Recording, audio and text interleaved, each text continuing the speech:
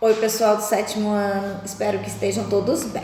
Estamos iniciando a nossa segunda semana do PET volume 6, tá? E o tema de vocês lá na página 51 é processo de urbanização no Brasil, tá? Então o texto de vocês começa falando que o Brasil ele é considerado um país urbano, né? Ou seja, a maior parte da sua população vive na área urbana. Segundo os últimos censos aí, nós já somos em torno de 96, 97% da população vivendo na área urbana, tá? Nós também somos considerados um país de urbanização recente, né?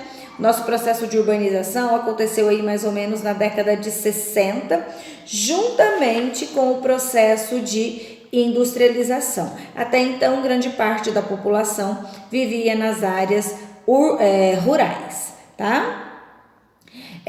O texto de vocês na página 52 continua falando sobre o avanço dessa população e como que essa população começa a residir na área urbana, né?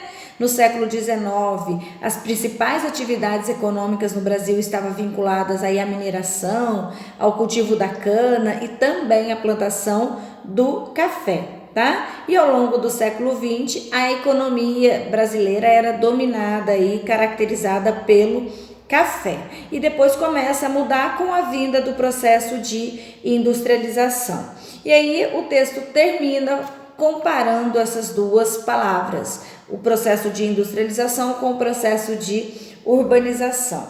Em seguida começam as atividades. A primeira atividade é para vocês pararem e pensarem um pouquinho sobre os costumes de vocês. Vocês têm um costume, o hábito que vocês consideram consumista?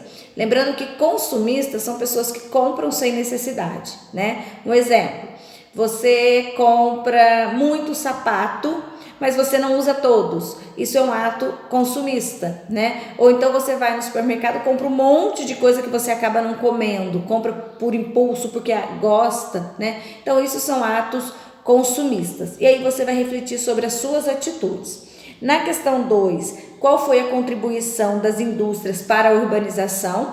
Lembrando que até então grande parte da população vivia e dependia do campo, né? E com o processo de industrialização vai acontecer o que a gente chama de êxodo rural, a saída de grande quantidade de pessoas do campo para a cidade. A questão 3, vocês vão falar sobre a industrialização e a urbanização, quais são os resultados positivos e negativos desses fenômenos, né, desses processos pelos quais nós passamos.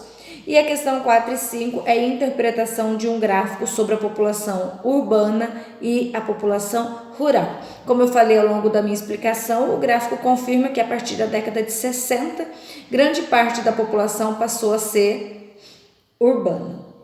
E aí a interpretação dessas informações. E assim a gente termina a nossa segunda semana sobre o processo de urbanização no Brasil. Lembrando que se vocês ainda não enviaram as atividades, por gentileza estarem enviando, né?